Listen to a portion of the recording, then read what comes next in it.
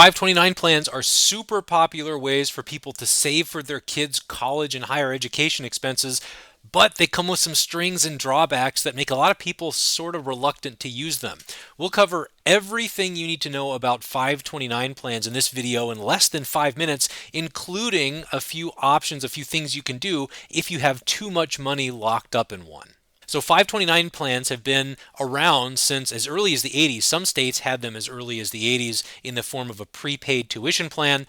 Most 529 plans have been around since about 1996, when a federal piece of legislation kind of harmonized the rules nationally. Now, the idea here is it's earmarked for education savings. You put money into a 529 plan. You do not get any kind of federal tax benefit, a credit or a deduction for those contributions.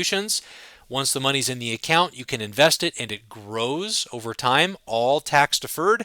And then when the beneficiary of the account in the future has a qualified educational expense like tuition or room and board or fees or books or other things, then you can take the money out and all that growth comes out tax-free.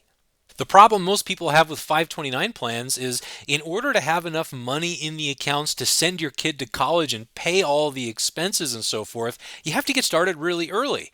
And who on earth knows whether their 6-year-old is going to go to college in the first place, right? How much money do we put into the thing? Because if you have money in the account that you take out for reasons other than qualified educational expenses, you have to pay tax on all that accumulated growth plus a 10% penalty. So how beneficial are these tax benefits of using a 529 education savings account?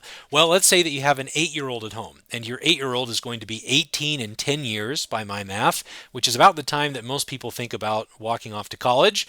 Let's say that you want to help them with their college education costs, future education expenses, by putting $500 a month into an account for their benefit. If you earn 8% annual returns per year, that means by the end of the 10 years, you'll have put in a total of $60,000.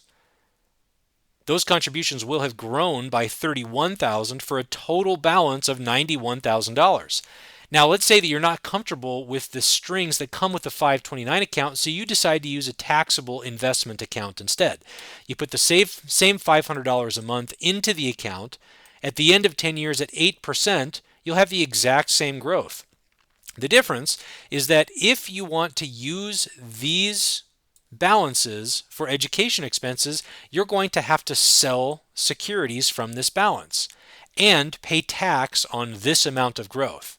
So, assuming that you're in the 15% long-term capital gains tax bracket, a lot of people are. I'm making, a bit of an assumption here, but if that's you and you sell all the securities, you'll have to pay about $4,700 in taxes, which means you wind up with only $87,000 to put toward the college education instead of $91,000.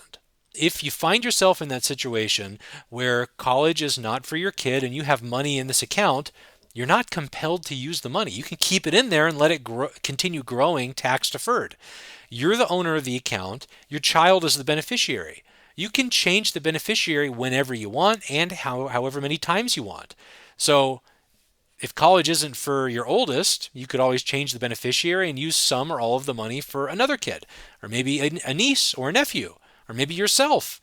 Or maybe you just don't take any money out of it at all and keep it earmarked for grandkids or other family members down the road. You're not compelled to take the money out.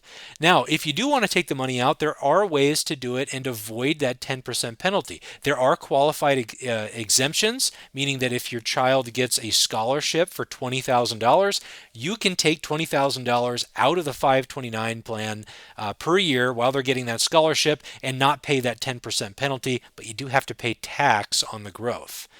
Also, you can convert up to $7,000 a year from the 529 plan to a Roth IRA for the benefit of the beneficiary. There are other rules and strings attached to that, but there are options. And from my perspective, that benefit of the tax deferral and winding up with $5,000 more to put toward my kid's college is more important than the fear of having too much money locked in the account.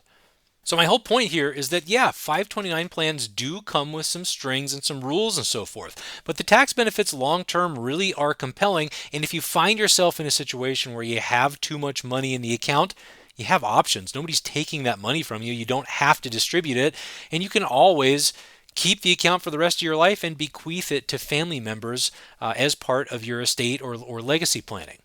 All right, that's it for today. Make sure you subscribe to the channel if you haven't already and download our 5-step retirement income plan.